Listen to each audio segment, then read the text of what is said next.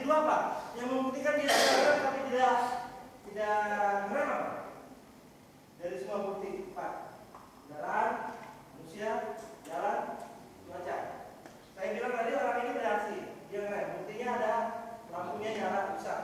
Bukti yang menyatakan dia tidak ngerem tapi tidak berfungsi apa? Tidak. Bukti berikutnya baru turun lagi ke faktor jalan. Oh ternyata tidak ada sama sekali bekas rem. Atau mungkin ada bekas rem di awal tapi di bawahnya sudah hilang, tidak ada lagi bekas rem. Oh ternyata di titik ini dia rem belum, gitu ya. Oke lanjut Pak, kita tutup lari ke ini satu lagi Pak. Oke. Ini klik.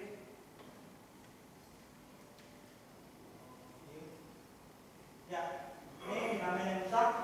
Dia ngerem, tapi ya itu tidak bekerja. Oke tutup lagi. Kita lihat filmnya, waduh video. Nah, kita lihat kedua kali. Ini dia kejadian di Jawa Barat, makanya kita turunkan tim yang dari TA dari Jawa Barat. Kita lihat perbedaan ketinggiannya dari atas ke bawah, bagaimana kecepatannya, bagaimana mobil oleng-oleng. Itu bukan larang-larang. Itu bukan kerjaannya Walt Disney membuat film kartun, tidak. Itu berdasarkan data-data otentik forensik yang ada di TKP. Dari bekas hancurnya ban, dari bekas goresan, dari bekas ininya mobil terlihat dari atas bagaimana pergerakan mobilnya, bagaimana dia jatuhnya, bagaimana posisi air. Jadi dalam fisik dasar yang perlu diperhatikan adalah posisi awal dan posisi akhir. Posisi awal, kemudian titik tabrak dan posisi akhir. Di sini kalau Bapak lihat ada angka bergerak-gerak. Kalau kita bukanya dari software aslinya, ini adalah kilometer per jam di titik ini berapa titik itu berapa keluar. Setiap detik dia menentukan kilometer per jamnya di angka ini. Oke lanjut tutup. Kita lihat dulu yang lain. Waduh yang kedua. Ya ini dari sisi pengemudi. Dari sisi penumpang, dari kacamata penumpang, dari penumpang yang mati kita bisa tunjukkan bagaimana pandangan orang yang mati itu di TKP dari bekas-bekas yang ada di TKP. Jadi tidak larang-larang. Bukan hanya si mayatnya ya, tapi percaya nggak percaya, saya pernah mendatangi suatu TKP laka bersama Pak Daniel di Jawa Tengah. Waktu itu proses penyidikan TAA tidak berhasil mengumpulkan dan menemukan sesuatu. Ada hasil langkah saya, satu lagi juga. Kebetulan dia punya kemampuan supranatural. Begitu dia diam, terus dia bilang, kenapa? Orangnya di sebelah saya gitu. Yang mati, orangnya di sebelah saya. Terus gimana katanya? Orangnya dari sini, terus masuk sini. Ya kita gabungin. Ternyata, ini nggak bisa dipakai ya. Dia hanya buat cerita aja. Ternyata benar yang dia bilang, ada bekasnya di situ bahwa dia memang lari dari situ dan masuk ke kolong truk. Percaya dia itu masuk ke truk. Dan di belakang itu kita bola gitu. Ini kisah nyata. Sekarang Kapolres Majalengka Larang satu angkatan saya namanya Pak Bulang Bayu Samudra.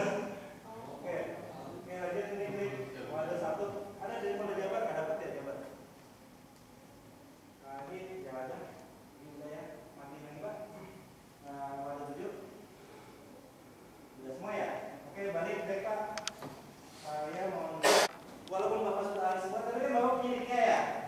Di dalam alat bukti yang sah, di dalam KUHP 145 biji, salah satunya adalah saksi ahli kan, untuk memperkuat hasil kerja Bapak bila mana diperlukan dan ada keraguan dari Bapak maupun dari penuntut umum, Bapak bisa menelepon saksi ahlinya.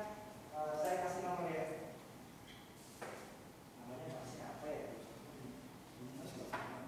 Saya mungkin namanya. Yang dari hospital, lanjut.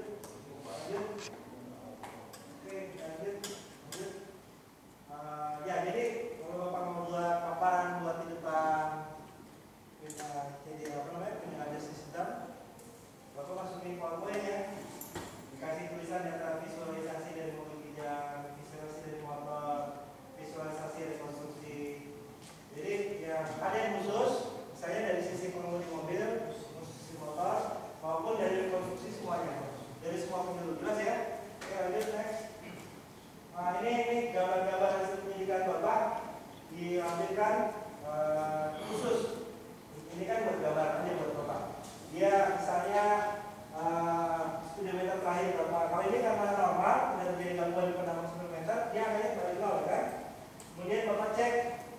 situasi corporate, oh tidak ada minuman di foto, hanya ada aqua, kemudian posisi personel berapa, data.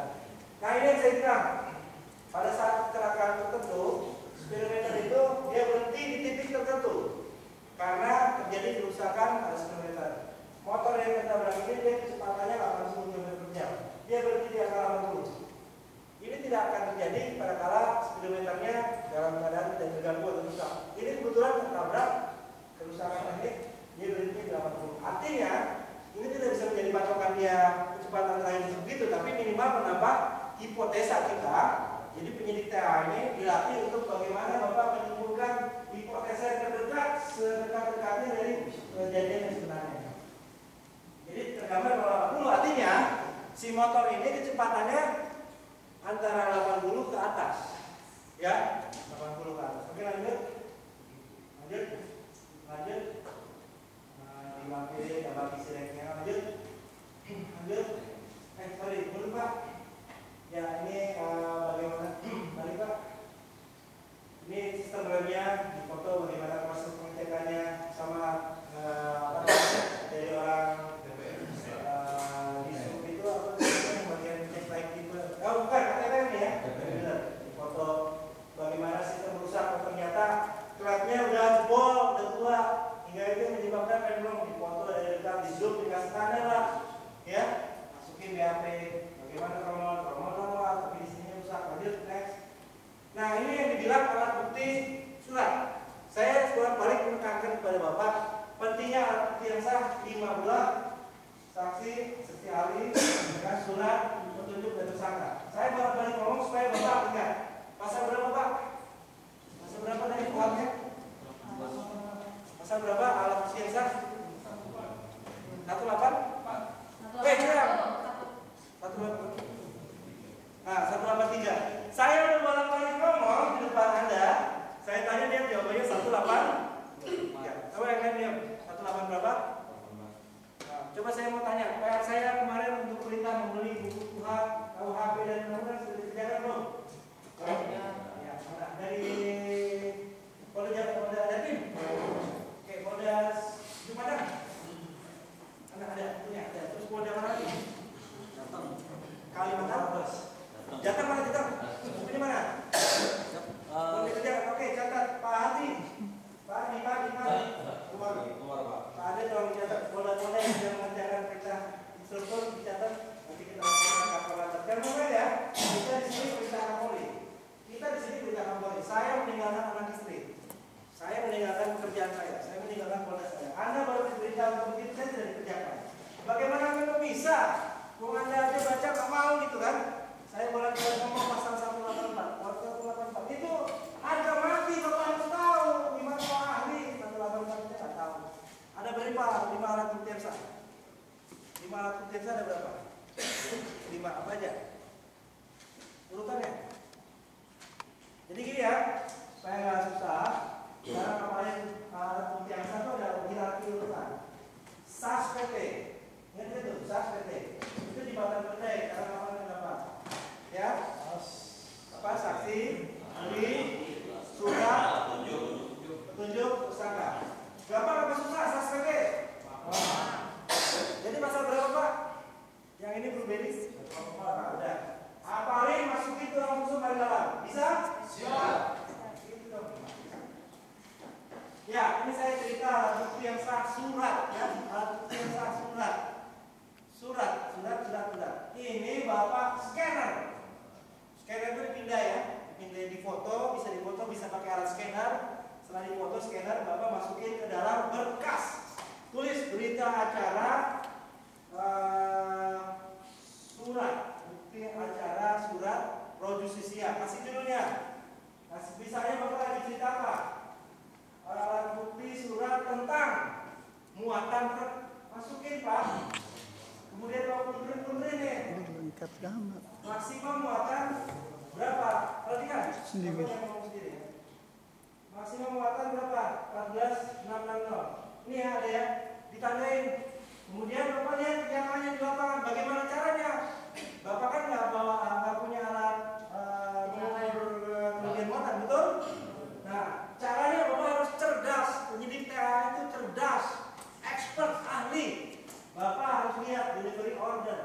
Delivery order itu adalah pasti sebuah surat yang dimiliki oleh semua perusahaan angkutan barang. Di mobil itu masih ada. Bapak cari.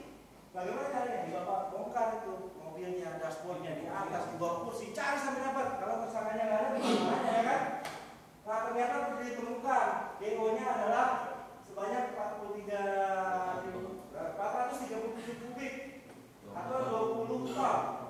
Artinya di sini terjawab sudah bahwa yang bersangkutan memenuhi unsur material yang dipersangkakan terkait dengan barang siapa menggunakan kendaraan dengan kelebihan muatan. Ada di Undang-Undang 22. Masukin detailnya pasal berapa? 11. Jadi Bapak sebagai penyidik TAH jangan sekali-kali Bapak hanya memasukkan unsur material yang dipersangkakan dengan pasal 310. Jelas? Harus contohnya lengkap meliputi apa? 4 penyebab kecelakaan 1. Jadi begini ya, ini pelajaran yang berat. Ulangi berat.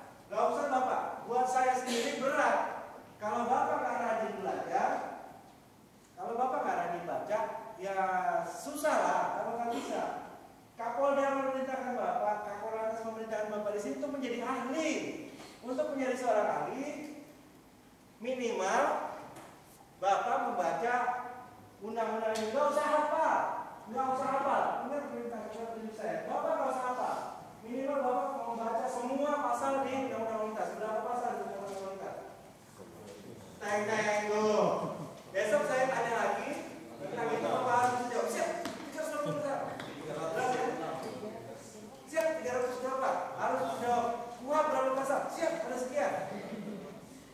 Dan seterusnya. Ya. Jadi sambil daripada Bapak tidur di sini banyak palanya, atau Bapak tidur mulu. Jadi Bapak baca buku ya, Bapak browsing.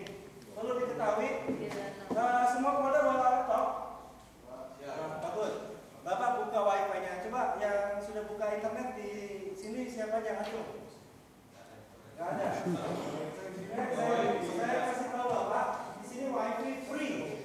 Aksesnya kalau Bapak mau tahu,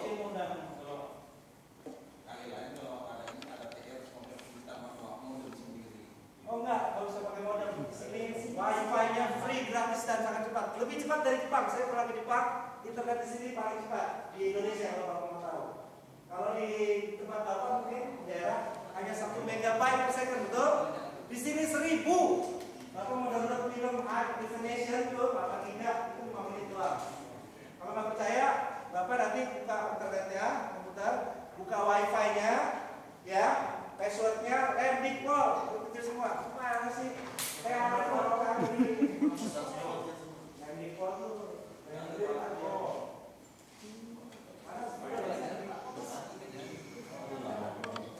karena orang umum kan kadang-kadang ada yang SMA-nya sosial, gitu kan? Ada yang SMA-nya biologi, Bapak SMA-nya apa? Wah, biologi masih ada ketemu fisika kan? Bapak? IPS, ketemu fisika? Nah, dua. Sama kayak Pak Jaksa. Jadi ada yang fisika, ada yang. Nah, jadi Bapak harus terjemahkan dalam bahasa-bahasa yang mudah dimengerti. Contoh nih, berdasarkan fakta di lapangan, 31.000 sekian ton. Kemudian dan seterusnya. Kemudian jalan berjalan cukup lama 8 jam. Hanya sekali berhenti untuk ini kompasnya. Jadi caranya begini. Mention kelebihan dimensi dan kelebihan muatan, bebannya 31 ton, sehingga terjadi pergeseran energi yang luar biasa di sini. Ini ilmunya ada dari kemarin. Tapi karena kita waktunya dikit dan kita dulu belajarnya 3 minggu, Bapak belajarnya cuma berapa jam? 2 jam ya, nggak mungkin lah kita kasih ini semua ke Bapak. Nanti katanya Korlantas, Bapak akan dipanggil terus mungkin 2 bulan sekali. Nah, jangan khawatir, mungkin di program ke depan, di akhir tahun mungkin Bapak lah yang berangkat ke Belanda semua. Boleh. Enggak, itu saya ngomong, karena Pak Donadit bilang, tim PAA yang hebat-hebat di depan saya ini, tim ahli ini, harapannya bukan dari aku, maaf ya dari aku ya. Jadi itu orang-orang yang memang akan lama di sana, kayak Pak Azul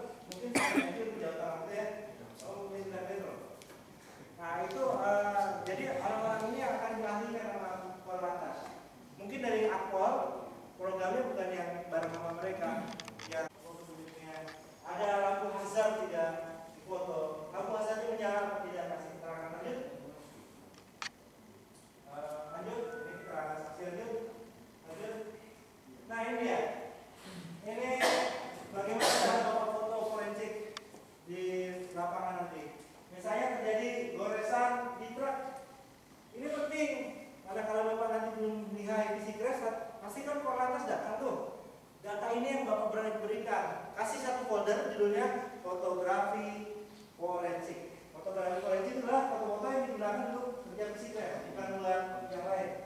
Ini dikasih Pak, tapak samping kanan, samping kiri, bagaimana pola hancurannya, berapa speedometer kalau ada memang yang 80 tadi di foto, goresannya di mana saja, OP-nya bagaimana. Ini mobil kijang yang tadi saya bilang kayak Corvette. Atapnya kita potong semua ya Pak. Jadi saya ulangi pesan saya, kalau makro jangan lupa ya. Kalau makro dicari, dipakai ya. Oke, lanjut.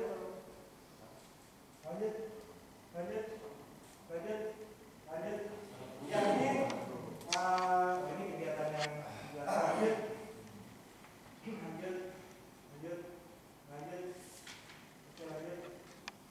Oke, lanjut. Ini direktur saya Pak masalahnya. Lanjut. Kita sekarang lihat ke, oke, ini lihat, ini adalah dari Google website www.google.com. Tulis saja. Kalau yang tidak tahu tulis ya. Ini Bapak bisa menggambarkan pesan dari saya buat teman-teman semua. Mohon setiap ada kecelakaan, Bapak masukin di Google Map ya, di Google Map. Bapak bikin waypoint. Jadi setiap orang, kalau Bapak ada yang internetnya udah buka? Sudah. Nanti kita atau silakan lihat nanti kalau istirahat ya. Di Jawa Tengah, kalau Bapak buka laptop wilayah Google di wilayah Jawa Tengah, itu banyak titik-titik. Titik-titik itu tuh arah radio. Jadi kalau Bapak mau jalan-jalan ke Jawa Tengah, Bapak buka aja Google Map. Nanti kalau titiknya merah, ada orang meninggal dan seterusnya. Fungsinya apa? Ini fungsi rekayasa yang seperti bilang Pak Indra. Jadi proses penyidikan langkah ini tidak hanya untuk penyidik untuk kepentingan justisia, tapi untuk juga pencegahan kejahatan dan membuat early detection warning buat apa namanya pencegahan. Lanjut, caranya gampang ya, waypoint di kanan masukin datanya kecelakaan yang dunia. Lanjut, oke lanjut, next, habis tutup.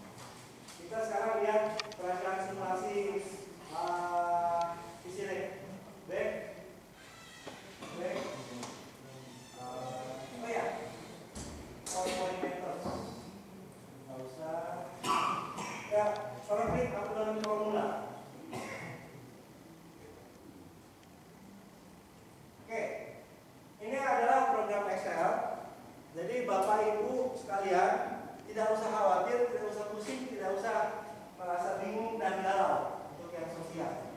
Karena kami sudah ciptakan metode sederhana di Excel. Bapak tinggal input aja data. Misalnya coba dicek Pak. Bapak input data di sini bisa ini tentang kecepatan. Bapak taruh misalnya jaraknya berapa? 10, 20, 15 lah. Baru 15. Kemudian itu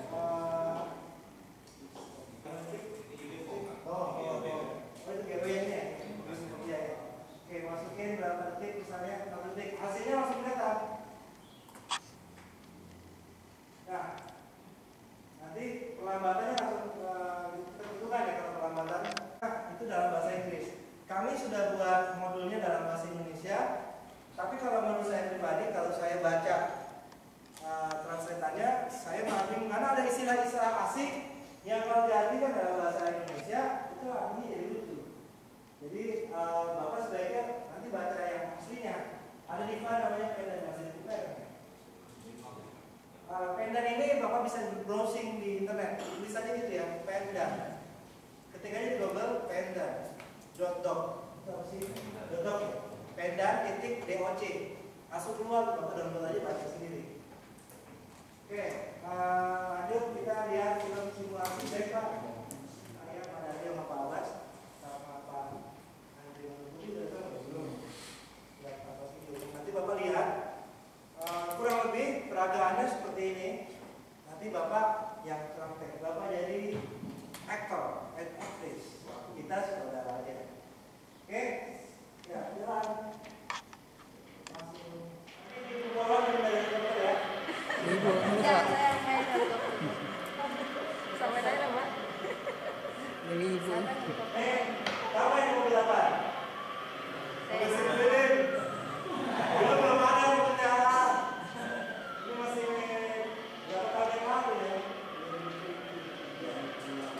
tahun yang lalu. Nah, perhatikan petugas yang mendatangi berlari. Lihat nih, proses makin ya. Ini kan makin. Nanti mungkin hari pakai pickup ya. Tadi kemarin pegang pet ya. Ada yang bagian nanya saksi pakai papan. Nah, itu yang tadi saya bilang Abdullah Bayu. Hai, Abdullah. Ini hal paranormal. Sebelum memulai melaksanakan hal ini semua, yang pertama rekan-rekan harus memperhatikan bagaimana penanganan awal TKP itu. Penutupan dan pengamanan itu penting karena rekan-rekan akan bekerja di TKP. Jadi safety rekan-rekan harus rekan-rekan perhatikan. Bagaimana cara penutupan dan pengamanan TKP itu sudah diajarkan kalau yang pernah ikut Dikjur. Kalau memang mau minta ininya juga, minta kopi slide-nya ada sama saya, nanti bisa saya kasihkan, saya berikan. Penutupan TKP, kendaraan, kemudian traffic pun, bagaimana cara pemasangannya di TKP. Ya. Tetap kita buat keterangan sesuai ya. dengan tanda-tanda yang ada. Makanya di pengetahuan tentang THA tadi Pak Andri katakan untuk penandaan itu diharapkan semua polisi Republik ini mampu melakukan. Sehingga terjadi kecelakaan, siapa yang datang pertama kali di TKP laka lantas, itulah yang memberikan tanda-tanda. Kalau memang itu menjadi kemacetan, singkirkan, nggak masalah. Ya. Tapi kalau memang kita datang kendaraannya nggak ada, tanda-tandanya nggak ada, ini yang kami alamin kasusnya Sidul. Kami datang, tanda-tanda pun nggak ada, petugasnya pun sudah pulang. Akhirnya kita mencari-cari sendiri, kita analisa berdasarkan apa yang kita temukan di sana, kita tandain, baru difoto. Penandaan ini tetap wajib kita buatkan. Seandainya di situ hanya kita mendapatkan bekas ban atau sudutnya saja, ya kita tanya kepada siapa yang mungkin yang melihat. Di mana Pak? Di sini Pak kendaraannya. Ya itu. Ini lock aja, kalau itu lock jol, karena biasanya nggak cukup cuma sekali. Biasanya Korlantas juga datang, ya. Andain. Ya. Ingat bahwa penandaan ini sangatlah penting bagi penyidikan laka lantas berikutnya. Jadi tolong dalam penandaan jangan mengarang-arang. Oke, selanjutnya untuk bekas ban. Supaya lebih jelas melihatnya bekas ban ini kita harus jongkok. Kemudian di ujung dan di awal daripada pengereman kita beri tanda U. Contohnya ini di sini. Ya, kita di luar sini. Ini juga sama di bagian luarnya. Ya. Kita beri tanda U. Kalau zaman dulu penandaannya kan rem itu dikasih tanda silang-silang begini Pak ya. Ya, ini sudah tidak berlaku Pak. Kita berlakukan yang tanda U ini. Kemudian sepanjang bekas rem ini kita marking. Sama markingnya di luar sini ya. Kalau ini dia bekasnya itu panjang dan lurus, kita bisa langsung jauh ya. Ini bekas ban belakang, tapi kita tandain juga ya, tandain juga ban belakang. Sini ban depan ya. Oke. Terus ke belakang sini ya. Ini kita tandain semua.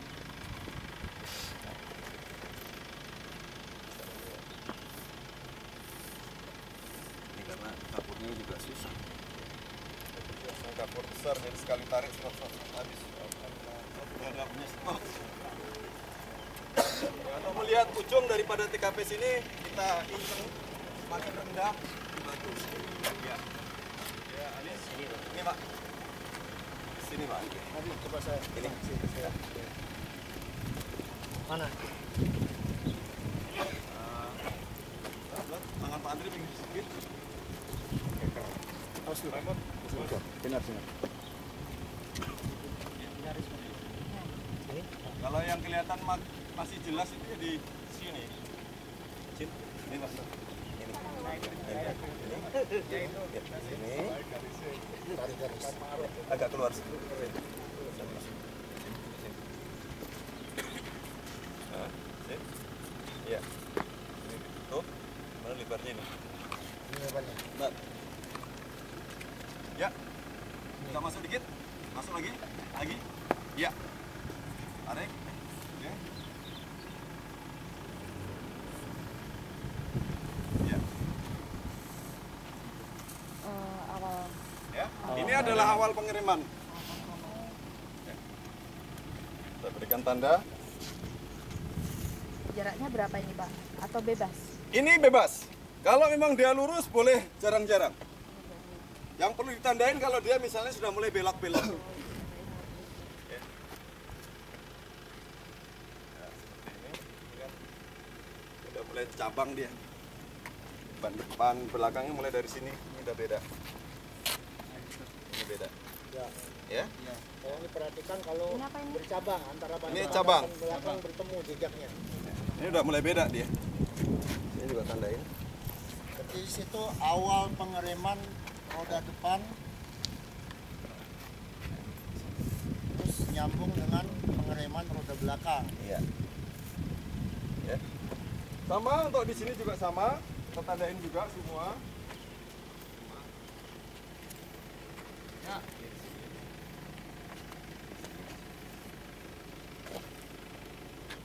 Ya.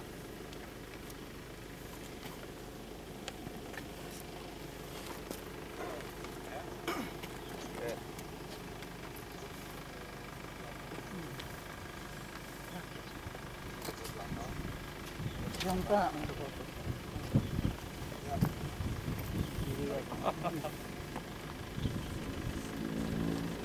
Tandain semacam ini.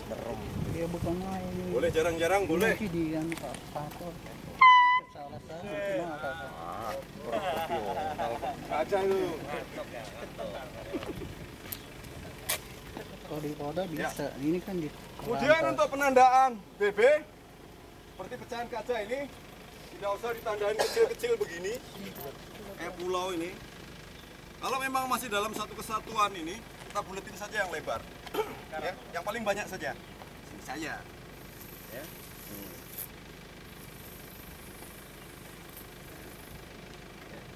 Konsentrasinya yang Di konsentrasinya.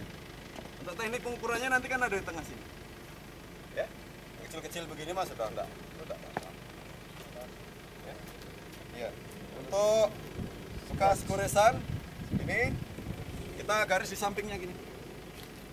Ikutin bentuk dia.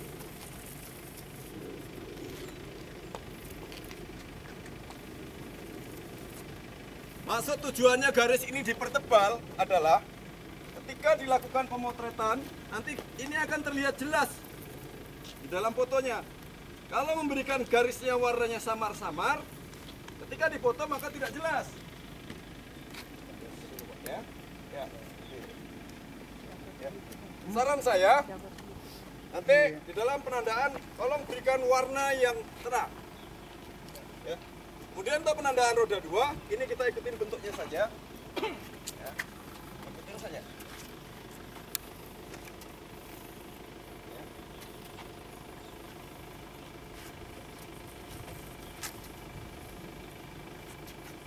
Sama dengan cara menandain orang.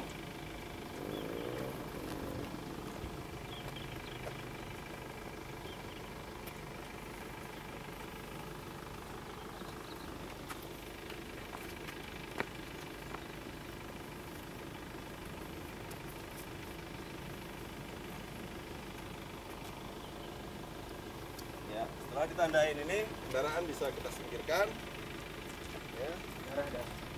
Kemudian darah, tinggal darah yang belum kita tandai. Ya. Ini masih ada bekas ini. Nah, kalau misalnya ada bensin yang tumpah sini, tandain aja. Atau mungkin oli yang tumpah. Kemudian untuk darah, sama. Kita tandain saja. Ya. Karena warnanya sudah tidak ada lagi, terpaksa saya gunakan warna merah, tapi yang penting tidak terlalu dekat dengan sana.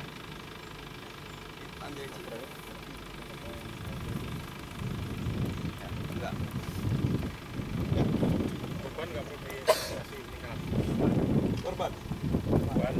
nggak usah. Ini ngikutin bentuk bagaimana kendaraannya itu roboh. Ya. Kemudian yang perlu satu yang belum kita berikan yaitu key point-nya ada di mana. Itu harus kita berikan. Ya. Dari gambar ini kita analisa secara singkat kira-kira di mana letak daripada titik tabrak. Ya. Titik tabrak itu bisa diawali dengan pelebaran bekas ban. Ya. Kenapa begitu? Karena ketika kendaraan ini berjalan dengan kecepatan kemudian menabrak suatu benda, maka beban kendaraan ini akan bertambah. Sehingga pada saat melakukan pengereman, ketika benda ini nabrak dengan benda lain, maka tekanan kendaraan akan bertambah. Sehingga ban itu akan memberikan tanda yang berbeda dibandingkan dengan yang lain. Itu salah satu. Yang kedua, caranya dilihat dari pecahan kaca yang paling terbanyak di situ. Ya. Oke, kalau kejadian seperti ini, gimana kira-kira? Ini tabrak belakang, belakang kiri. Korbannya apa sih? Tabrak depan apa belakang? Korbannya nggak ada, Pak? Ada ya? Iya. Oke. Jadi kalau saya boleh prediksikan itu kira-kira di sini. Ya. Kenapa di sini? Karena kendaraan ini kan memiliki buntut, kemudian buntutnya kena tabrak sana. Ya. Ini karena sifatnya kita latihan, TKP-nya juga TKP buatan, bukan yang sesungguhnya. Jadi tanda-tanda yang ditinggalkan di sini pun tidak sesuai dengan aslinya, ya. Tetapi kalau itu biasanya kecelakaan yang sesungguhnya, ada di situ penebalan bekas ban yang membedakan dengan ban bekas ban yang lain, ya. Atau mungkin pecahan-pecahan lain, atau mungkin pertama kali pecahan-pecahan itu jatuh di sini, ya. Oke, kita anggap saja ini di sini, sepakat ini, ya. Kita beri tanda silang, dan poin. Ya.